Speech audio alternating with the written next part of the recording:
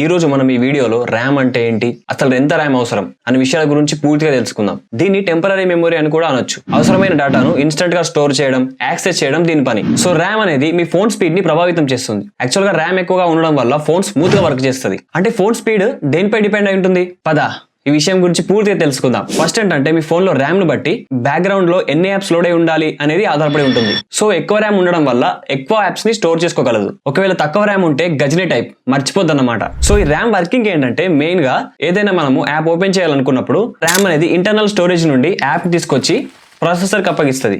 So processor అనేది app ని run చేస్తుంది. ఇకపై దాని స్పీడ్ అనేది దాని జనరేషన్స్ పై ఆధారపడి ఉంటుంది. మనం వాడే యాప్ రిక్వైర్మెంట్ బట్టి స్టోరింగ్ కెపాసిటీ అనేది ఉంటుంది. అంటే more RAM more multi tasking అన్నమాట. సో మనకి ఎంత ర్యామ్ అవసరం అవుతుంది? ఒక్కొక్క యూజర్ ఒక్కో విధంగా మొబైల్ వాడుతూ ఉంటాడు. ఒకవేళ హెవీ మల్టీ టాస్కర్ అయితే 8 నుంచి 12 GB ర్యామ్ ఖచ్చితంగా ఉండాలి. లేదా ఒక మీడియం యూజర్ అనుకోండి 6 GB RAM enough.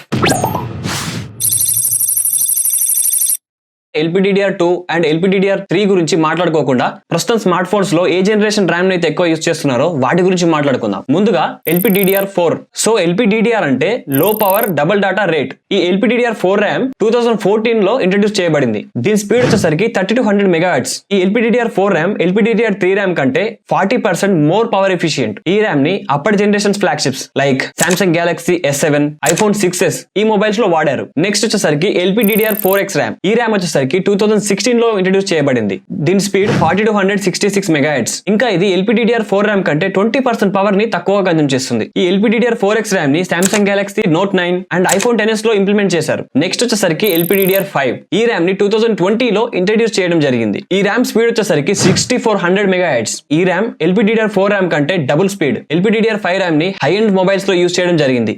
Example Galaxy S20 and iPhone 12 Pro Max. Next వచ్చేసరికి LPDDR5X ర్యామ్. LPDDR5X ర్యామ్ ని మనకి 2022 లో ఇంట్రడ్యూస్ చేయడం జరిగింది. దీని స్పీడ్ వచ్చేసరికి 8533 MHz. ఈ ర్యామ్ వచ్చేసరికి చాలా పవర్ ఎఫిషియంట్. ఈ ర్యామ్ ని హై ఎండ్ స్మార్ట్ ఫోన్స్ అయినటువంటి S23 Ultra లో అండ్ iPhone 15 Pro లో యూజ్ చేయడం జరిగింది. సో ఈ జనరేషన్స్ అప్డేట్ అవుతున్న కొద్దీ అసలు ఏం చేంజెస్ ఉన్నాయి? 2 చేంజెస్ అనేవి ఖచ్చితంగా ఉంటాయి. మనం ఇంతకు ముందు మాట్లాడుకున్నాం కదా, ప్రతి జనరేషన్ కి స్పీడ్ అనేది ఇంప్రూవ్ అవుతూ వస్తుంది. అండ్ మెయిన్ సెకండ్ వచ్చేసరికి power consumption. RAM generation update అవుతున్న కొద్దీ పవర్ కన్జంప్షన్ అనేది తగ్గుతూ వస్తుంది. ఒకవేళ నన్ను ఏది బెటర్ అని అంటే ఏది లేటెస్ట్ గా ఉంటే అదే బెటర్ అని చెప్తాను. కానీ ప్రైస్ రేంజ్ ని బట్టి ర్యామ్ జనరేషన్ అవైలబిలిటీ అనేది మారుతూ ఉంటుంది. ఒకవేళ మీరు మీడియం బడ్జెట్ ఫోన్ లో చూస్తుంటే LPDDR5 ర్యామ్ రావచ్చు. దానికంటే తక్కువ బడ్జెట్ లో చూస్తుంటే LPDDR4X ర్యామ్స్ లభించవచ్చు.